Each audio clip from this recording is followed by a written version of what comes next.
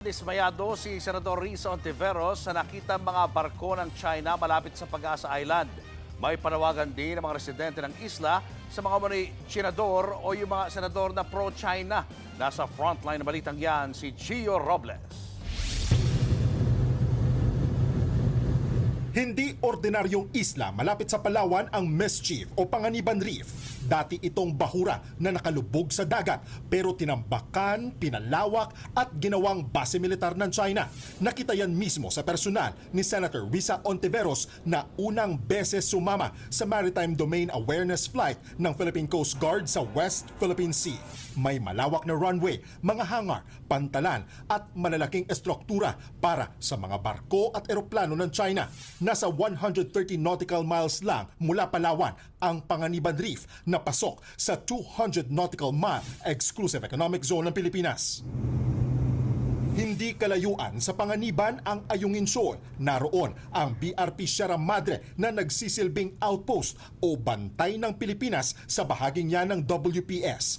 Habang nasa ere, nakausap at kinamusta ng senadora sa pamamagitan ng radio communication ang mga sundalo na nakadeploy sa Navy vessel. Magandang hapon po ma'am, duty personnel lang po sa BRP Sierra Madre. Maayos naman po kami dito ma'am. Sino ba naman ang hindi may inspire? Makita yung David and Goliath na laban dito pero na hindi sinusuko dahil nasa tama tayo. Saglit na lumapag sa Pag-asa Island ang eroplano ng PCG. Mainit na sinalubong ng mga residente ang senadora. Kasama sa biyahe si PCG spokesperson for the West Philippine Sea, Commodore J. Tariela. Tanaw mula sa isla ang mga barko ng China, bagay na hindi ikinatuwa ng senadora. Totally unacceptable. It has to stop. Siyempre nakaka-offend. Challenge nila yung ating Philippine Coast Guard at saka Philippine military aircrafts. At talagang inaangkin nila na kanila itong bahagi ng karagatan natin. Pero para sa senadora, mas malaking hamon ngayon na tugunan ang pagkakawatak-watak ng mga pananaw ng mga mismong Pilipino sa issue ng teritoryo.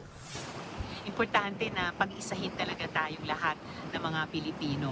And itong palapit na 10th anniversary, first decade anniversary ng arbitral ruling sa July 12, 2026 ay isang napakagandang pagkakataon na gunitain talaga ito in a very highlighted and impactful way. Ayon kay Kalayaan Mayor Baltazar Alindogan, bukas ang Pag-asa sa lahat ng opisyal ng gobyerno na gustong bumisita, kabilang na si Senator Rodante Marcoleta. Welcome din siya, welcome.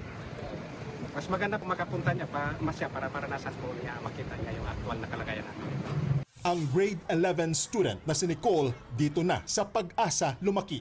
Kwento niya, higit pa sa isla sa dulo ng ating mapa ang turing nila sa Pag-asa. Ito na raw kasi ang nakagisnan niyang tahanan. Aminado si Ashley na sanay na sila sa mga barko ng China malapit sa isla. Hindi dahil hindi sila takot, kundi dahil dito sa isla, araw-araw itong realidad. Pangarap ng 16 anyos na pumasok sa Philippine Military Academy. Gusto ko rin pong maging sundalo para may pagtanggol din pong di din po to yung isla kasi para po sa amin dito na po kami lumaki, so parang karapatan naman po namin ipaglaban yung isla namin kasi atin naman po ito, hindi naman po to sa kanila eh. Hindi na itago ng high school student ang dismaya sa mga tinaguriang tsinador. Kung wala naman po silang magandang sasabihin about po sa isla, mabuti na lang pong manahimik na lang po sila at wag po ipamigay yung isla kasi wala naman po silang alam, ang alam lang naman po nila ipamigay ito eh.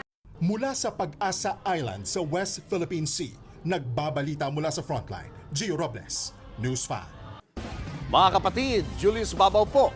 Para sa komprehensibo at makabuluhang balitaan at talakayan, mag-follow at mag-subscribe na sa social media pages ng News 5.